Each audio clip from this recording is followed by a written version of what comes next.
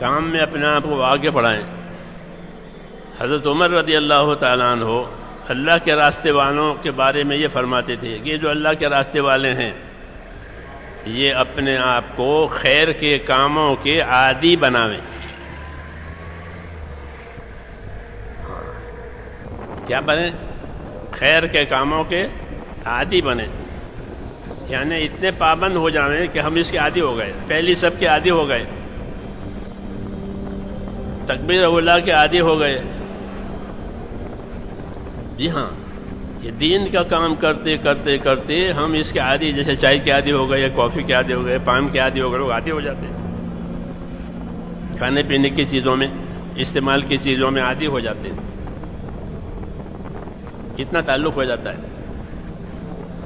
ایسے فرماتے تھے کہ دین کے کام کرنے والے جو اللہ کے راستے، سعد بن ابی وقاص اللہ کے راستے میں جا رہے تھے، ان کے ساتھ 10,000 آدمی تھے،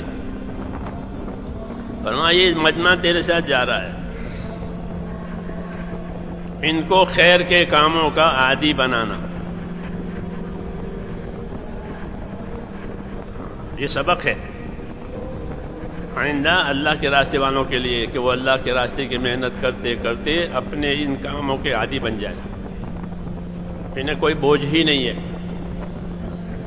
جیسے عادت کی چیزیں سہولت سے ہو جاتی ہے، نہیں ملتی تو تلاش کرتے ہیں، تو یہ ضروری ہے، یہ ہر کام کے ہم عادی بنیں۔ دعوت یہ تو اعمال کے مجموعے کا نام ہے، دین بھی اعمال کے مجموعے کا نام ہے۔ دین اس میں بہت سارے اعمال ہیں، فرائض بھی ہیں، واجبات بھی ہیں، حرام سے بچنا بھی ہے، جی ہاں، اخلاق بھی ہے، اخلاص بھی ہے، بہت چیزیں ہیں، سب مل کر کے دین بنا۔